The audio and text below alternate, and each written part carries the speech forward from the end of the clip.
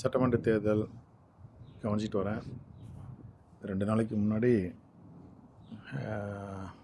யா இடம் ரைட் 2 நாளைக்கு முன்னாடி முத விஜயோடைய ரோட் ஷோ பார்த்தேன்.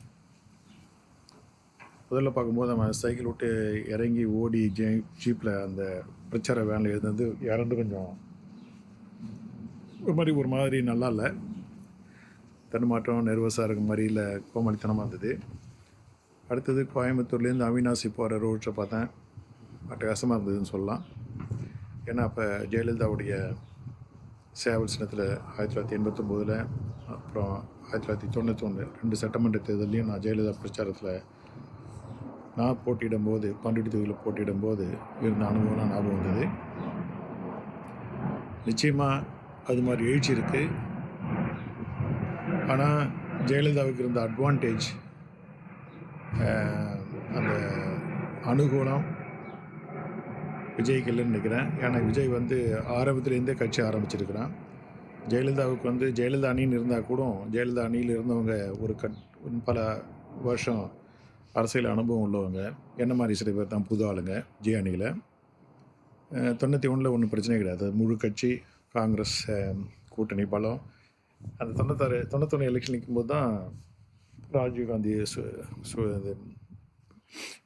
வெடி விபத்தில் கொலை செய்யப்பட்டது.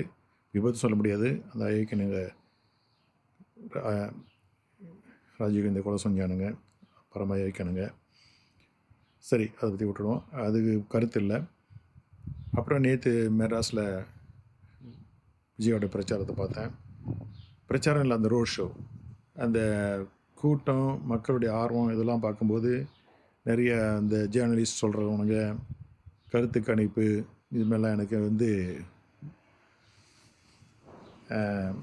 அதை வச்சு நான் என்னுடைய கருத்தை உருவாக்கலை, நான் என்ன நடக்கும் அப்படின்னு சொல்லிட்டு.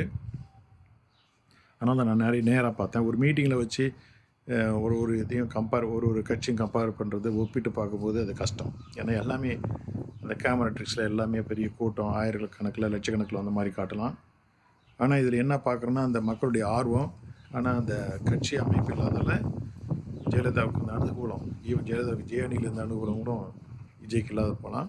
ஆனால் இப்போ இருக்கிற கம்யூனிகேஷன் டூல்ஸ்லாம் மெசேஜ் சீக்கிரம் இன்ஸ்டண்ட்டாக போகிறதால நிறைய இடத்துல இப்போ தருமபுரி, கடலூர், இன்னும் சில இடத்துலலாம் பிரச்சாரத்தை ரத்து செஞ்சால் கூட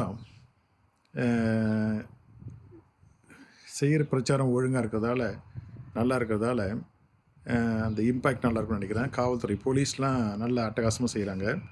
இப்போ போலீஸ்காரங்களுக்கு ஒரு தலைவரை பிடிச்சிட்டுதுன்னா அவங்க இயல்பாக நல்லா செயல்படுவாங்க, லைஃப்பை ஈஸியாகிடுவாங்க. அதுதான் இப்போ விஜய் இதெல்லாம் நடக்குதுன்னு நினைக்கிறேன். இதனால் பொலிட்டிக்கல் விளைவு என்னென்னு இருக்குன்னு நினைக்கிறேன்னா, சென்னையில் நிச்சயமாக சில இடத்துல ஈவன் விஜயை ஜெயிக்கலாம். அதுக்கு முன்னே நான் திருச்சியில் மட்டும்தான் விஜய் ஜெயிக்க முடியும்னு சொல்லிட்டு இருந்தேன். சென்னையிலையும் ஜெயிக்கலாம், நிற்கிற இடத்துல. சென்னையில் 2-3 இடத்துல ஜெயிக்கலாம். அப்படி இல்லை அப்படின்னா நிச்சயமாக அவங்க தான் 2வது இடம் வராங்க. சென்னையில் எல்லா தொகுதியிலையும் தமிழக வெற்றி கழகம் தான் 2வது இடம் வரப்போகுது. திமுக ஜெயிக்க போகுது. அதிமுக 3வது இடம் இல்லை டெபாசிட் பறக்கலாம். அதே மாதிரி அந்த அளவுக்கு சென்னை அளவுக்கு இல்லாத போனாலும் கொங்கு மண்டலத்துலேயும்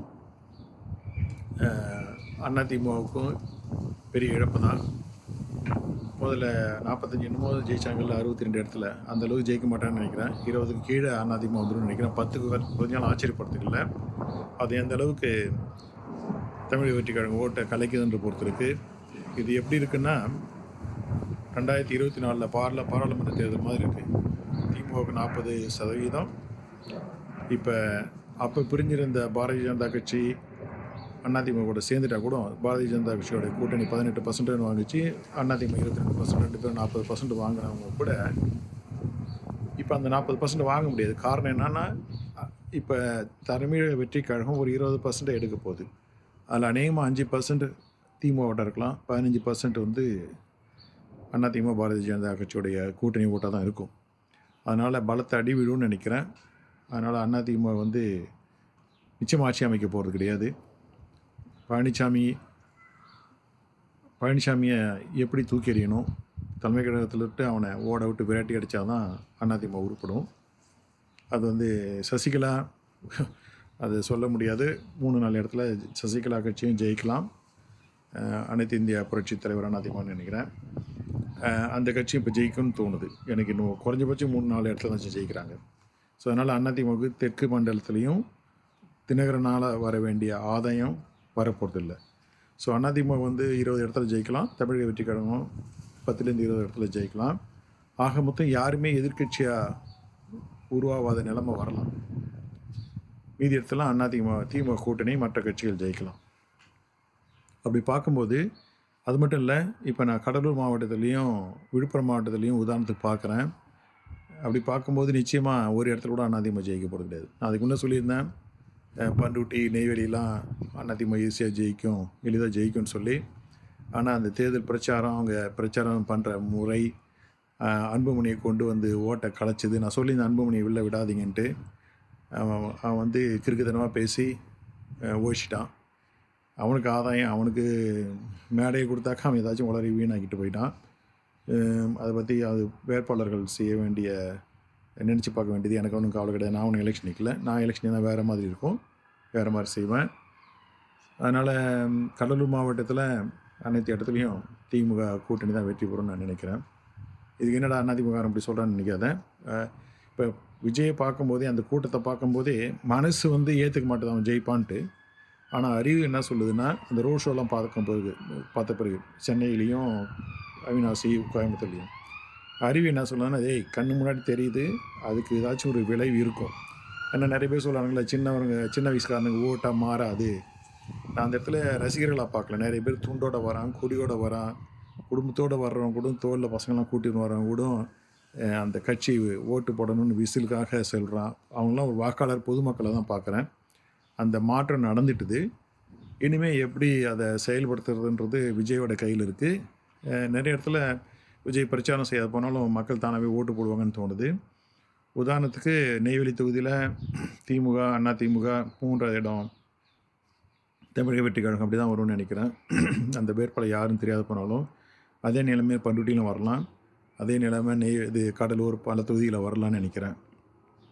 அது சில இடத்துல தாவிக்க 2வது இடத்துல இருந்தாலும் ஆச்சரியப்படுத்துக்கல. அதாவது நெய்வேலி மாதிரி இடத்துல, அதே கடலூர் மாதிரி இடத்துல காங்கிரஸ் ஜெயிச்சு அங்கே கடலூரில் தமிழக வெற்றி கழகம் 2வது இடத்துல வந்தாலும் நான் ஆச்சரியப்படுத்துக்கல. இது காரணம், நான் வந்து அதிமுக ஜெயிக்காதுன்னு சொல்லுறது தப்புன்னு சொல்ல கூடாது. இருக்க அறிவை பயன்படுத்தணும். எப்போ திமுக கூட்டணியை சரியாக பயன்படுத்திக்கலையோ பழனிசாமி முட்டாள், அதிலே அதிமுடைய வெற்றி வாய்ப்பு போயிட்டுது. இப்போ வந்து அவன் எதிர்கட்சியாக வர்ற அளவுக்கு கூட ஜெயிக்க மாட்டான் அப்படின்ற மாதிரி தோணுது. இன்னொன்று, விஜயை வந்து நிறைய தொந்தரவு கொடுத்தாங்க. அவன் படம் ரிலீஸ் பண்ணுறது, பொண்டாட்டி விஷயம், இன்னும் கரூர் விஷயம்னு சொல்லி. ஆனால் உறுதியாக வந்து வெளியே வந்துட்டான். மக்கள் வந்து 3வது அணிக்கு, ஒரு 3வது சக்திக்கு எப்பயுமே ஆதரவு கொடுப்பாங்க. அதை அவன் சரியாக பயன்படுத்திக்கிற மாதிரி தெரியுது. விஜய் வந்து சரியான நேரத்தில் பீக் ஆகியிருக்கிறாள். அதனால் அவனுக்கு மேக்ஸிமம் அட்வான்டேஜ் வரும். அதாவது அந்த பாப்புலாரிட்டியால். அந்த கட்சி அமைப்பு இல்லைன்னா அதை பற்றி கவலை இல்லை. ஏன்னா எப்படியா இருந்தாலும் பூத்தில் வந்து திமுககாரனும் அதிமுககாரனும் ஒழுங்காக பூத்தை பார்த்துக்க போகிறானுங்க. அது வந்து தமிழக வெற்றி கழகத்துக்கு பூத்து ஆள் வைக்கணும்னு அவசியம் கிடையாது. நான் சொல்கிறது, திமுக அதிமுக கூட்டணிக்காரனுங்க எல்லா பூத்துலேயும் ஆள் வச்சுருப்பானுங்க, திருட்டு ஓட்டு போடாத. அதே மாதிரி அந்த எஸ்ஐஆர் வந்த பிறகு நிறைய ஓட்டெல்லாம் காலி பண்ணிட்டானுங்க. அது வந்து திருட்டு ஓட்டு போடுறவனுக்கு தான் நஷ்டம். அதாவது ஜாதி கட்சி வச்சுக்கின்னு இல்லை ரவுடிச்சனம் பண்ணுறானுங்கள்ல, திருட்டு ஓட்டு போடுறானுங்கள்ல, அது மாதிரி வச்சுக்கின்னு சின்ன சின்ன கட்சின்னு சொல்லிட்டு கோமளித்தனம் பண்ணுறானுங்கள்ல, அவனுக்கு தான் அது நஷ்டம். அப்படி பார்க்கும்போது இந்த கட்சி அமைப்பு பலவீனமாக இருந்தால் கூட அது தமிழக வெற்றி கழகத்தை அதிகமாக பாதிக்காதுன்னு நினைக்கிறேன். ஆனால் பிரச்சாரம் பண்ணுறதுக்கு இன்னும் ஒரு வாரம் அதிகமாக இருந்தால் தமிழக வெற்றி கழகத்துக்கு விஜய்க்கு இன்னும் அனுகூலம் அதிகமாக இருந்திருக்கும். இருந்தாலும் அவங்க நினச்சதோடு அதிகமாக பர்சன்டேஜ் ஓட்டு வாங்க போகிறாங்க. அந்த பர்சன்டேஜுக்கு தகுந்த எம்எல்ஏ சீட்டுகள், சட்டமன்ற உறுப்பினர்கள் வெற்றி பெறாத போனாலும் அவங்க ஒரு சக்தியாக உருவாகிட்டாங்க. 10லேருந்து 20 சீட்டு வரைக்கும் எம்எல்ஏக்கள் அவங்க தேர்ந்தெடுக்கப்படுவாங்கன்னு தோணுது. அதிகமாக 20-25 தாண்டாதுன்னு தோணுது. ஆக திமுக ஆட்சி உறுதி.